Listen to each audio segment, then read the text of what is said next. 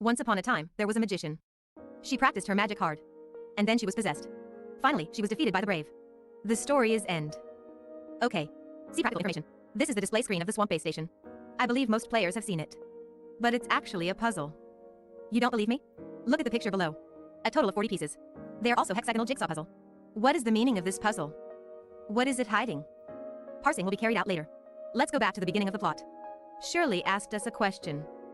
But she has made so many sacrifices to complete the gray space entity's research, but now she can only be treated as a dangerous alien, I think. It's so unfair to her. This question is not so much about Rubilia. It's more like Shirley is asking herself. Shirley was transformed to Nemesis and become Angle of Clemency. Now she can no longer be called human in terms of physical structure. So she sympathizes with Rubilia. She wants Rubilia to be treated like a normal person. She also hoped that she will not be given special treatment. It is mentioned in the dialogue of the protagonist. Ruby make a conscious connection with Rubilia in her dreams. Is Ruby an abyss after all? According to the description of the gray space entities, they are beehive conscious. And the hive mother is on the top chain. She can see what Abyss Ant has heard and seen. So does Ruby belong to one of them? We all know that Rubilia has become Abyss Ant. But why did Ruby keep her human form? There seems to be one more condition for the transformation of Abyss Ant. That is the Blackstone ritual grounds of the confounding abyss. Only have experienced some kind of ritual can be completely transformed into Abyss Ant. Rubilia can maintain human consciousness before going to the confounding abyss. But when she gets to the Blackstone ritual grounds, the complete transformation is completed. There are also other people with the same problem. Sirius eroded by the energy of the Devourer. Alice, whose body was stolen by Abyss Ant. Umi parasitized by Jormungand. It can be seen that the hidden danger on this side of the protagonist is still quite big. It says here that it's a connection between Rebelia and Ruby. It means that Ruby is still safe. She is not directly affected by the Hive Mother. After chatting, we received Lyra's invitation. Came to the Silver Coast Research Station. What is the black fog released by Rubilia? It can not only isolate the detection of the instrument, it can also block the visit of the Hive Mother. Will this black fog become the exclusive stunt of Rubilia? Next up is the news from Rubilia. What are some of the things they care about very much? Who imprisoned the Hive Mother? I've made a lot of guesses before. Now, whether it's Icarus narrative or the old hatred, the spearheads are all directed at the Adians, indigenous people of planet Ida. Humans colonized planet Ida in 2547 AD. It's only 2712 AD. A total of 165 years. That's why Xiaofeng speculated that the ruins could not be built by humans. And why there are indigenous civilizations. Ida is called the second Earth by human beings. It shows that its environment can also give birth to life. So where are the ancient Adians? We haven't seen any Adians in the area we're currently stepping on. But we can find the ruins they built. Every player must have been inside the ruins. But do you really know where it is? What we see on the map is not a real ruin. It's the space rift of the ruin. This ancient space rift looks like a regular triangle. There's a door on each of the three sides to enter. The middle pillar of light transmits us to the corresponding ruin. The surrounding environment can be clearly seen in the ruins of D3. It's not even like it's on the Asperia continent. You can still see the creations of the old Federation around. It can be seen that human beings have made an in-depth study of the ruins before the cataclysm. So where are the Adians? So far, all we can see is the statue they left behind. Xiaofeng ran to the ruins. Found many kinds of statues. We can see that they are also different between men and women. And they seems to have wizards. Their marks can still be found on the stone carvings of the ruins. There are even some murals of characters. Most of the weapons they use are cold weapons. But they also have something like crystal in their hands. They are the only ones who have the strength to imprison the Hive Mother. It can be seen from their bodies. Their bodies are very much like Angle of Clemency. It is because of this that Xiaofeng speculates that living metals come from ruins. And Angle of Clemency is based on the technology of the Adians. It is worth mentioning that there are gray space entity eggs in the ruins. Some people say it's a scorpion egg. Xiaofeng even went to check it out. Scorpions are burrowing animals. Although it is oviparous, there is no such rattan on the surface. For this reason, I also went to Scorpio in the desert. No eggs were found here. This kind of egg is abundant in the ruins of Asperia. C2 ruins are everywhere. We know that Hykros used these ruins. If these eggs appear during Hykros' use of ruins, there can't be no books about it. It's impossible not to be studied. This means that the eggs in the ruins appeared after the Hykros laboratory was abandoned. After that, Hykros, no one went to explore the ruins. That is, the egg appeared only after 2667 AD. At this point, many issues have been made clear. The chrono chamber was found on Aida's heirs' computer. But we only saw the first few and the rest were deleted. It indicates that all the ruins may be recorded in the follow-up. We can also see the heirs of Ida in the ruins. Obviously, they are very interested in ancient civilization. The heirs of Ida is interested in ruins. That's why Hykers sent Franz to investigate the ruins. Then the eggs of the gray space entities will inevitably be encountered in the course of the investigation. In other words, Hykros also knew about the existence of this kind of egg in the ruin. After establishing contact with Vera, we learned that Vera not only had this kind of egg, but also there are also hatched individuals. Decisively send Mook Squad to investigate secretly. After Mook Squad learned of the existence of the Hive Mother, they've been looking for the whereabouts of the Hive Mother. And the Hive Mother is the key to the awakening of gray space entities' eggs. So where did the Hive Mother come from? There are two kinds of speculation at present. The first one was cultivated by the Adians. The whole group of gray space entities is a biological army, used to enslave and fight. judging from the current types of gray space entities. They has also developed the embryonic form of the army. The second is alien visitors. The Hive Mother belongs to the invading party. The Adians and Abyssant had a fierce fight and eventually imprisoned the Hive Mother. But there's no way to destroy her. And the rest of the gray space entities have entered the dormant period. The change of the cataclysm woke the Hive Mother. It begins to awaken the gray space entities group. Why did the gray space entities attack the ecological research station? I've guessed a lot before. But after the swamp map, the purpose will be clear.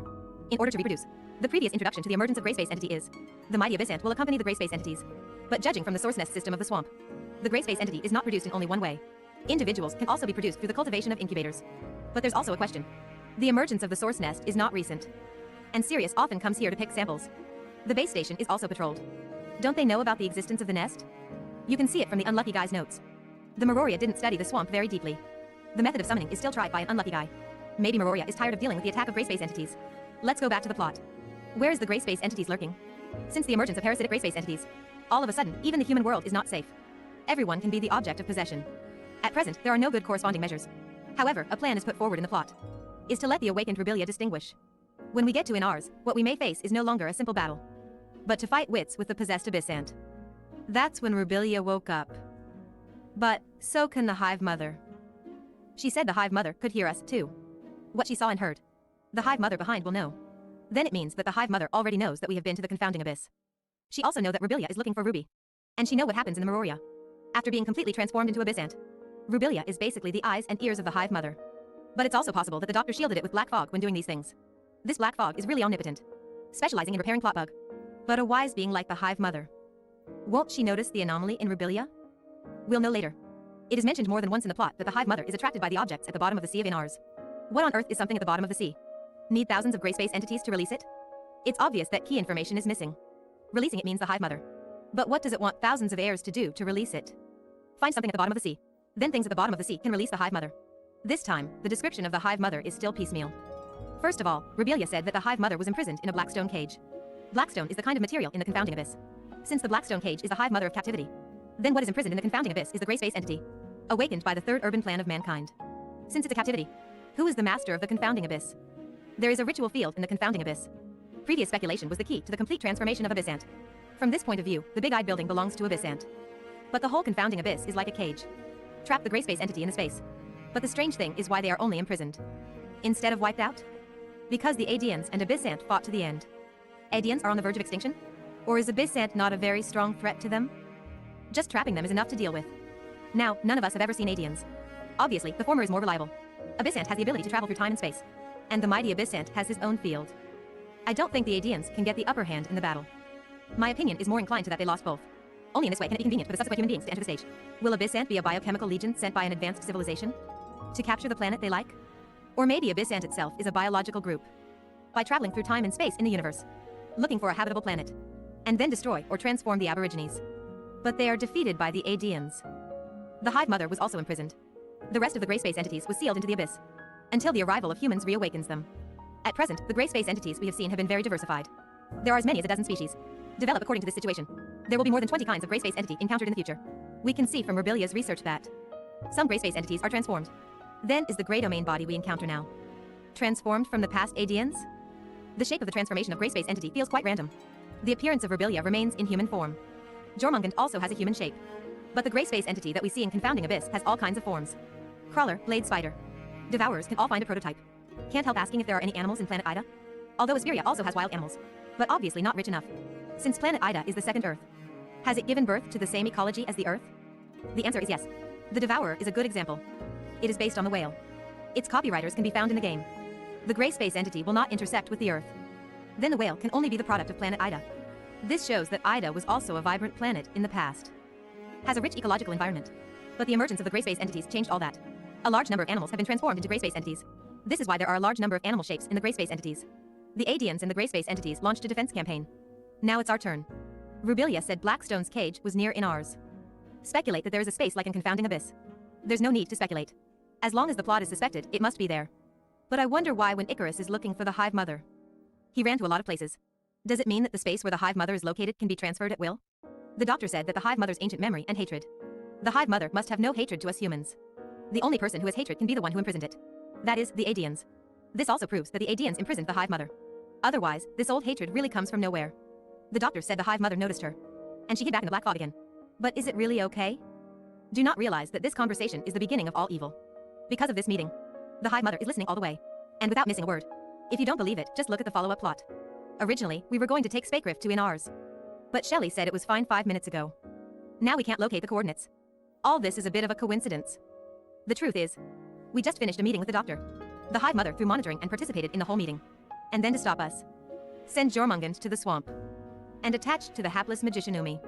Then went to the outpost to shut down the defensive force field. At the same time, the Grey Space entities attacked 3 base stations. Only then did the incident of space rift, as Shelley said, happen. But there's also a question. Is Icarus in Vera at this time? Time goes back a little bit. Archon Larson said to ask for help from Hyper's headquarters. And Archon Elric contacted Icarus. Does it feel logical all of a sudden? He came back through the space rift. But first, he come to the Meroria and report his work. Hive Mother attached great importance to this meeting. Destroyed the base station immediately. It can be seen that she doesn't want Hyper's people to be involved in this. It also shows that things at the bottom of the sea are extremely important to it. We're on our way to the outpost. Sirius's voice was picked up. I heard that there was an accident at Outpost 10. Well, do you want to get involved? By the way, I have found the secret of Sirius's power. It is well known that Sirius is the one who receives the attack of the Devourer with one hand. He has been eroded by this energy ever since. Lie awake all night. In fact, this is also studied in the game. There are records of E-type polymers in the lab of Rubilia. Grey Space Entity's energy has a stimulating effect on the nervous system of organisms. It can strengthen the individual combat capability, but to be able to withstand the corrosion of this substance on the body, Sirius has a huge price to pay for gaining power. This is how the heterochromatic pupils come from. The correspondence here is obviously not unintentional. It was sent by Archon Larson. Sirius is the ACE of Meroria. Whether it's going to the lab before, or go to the outpost now, all belong directly to Archon Larson's command. It can be seen that Archon Larson also attaches great importance to this matter. It is a pity that there is only a small man left behind in the Meroria.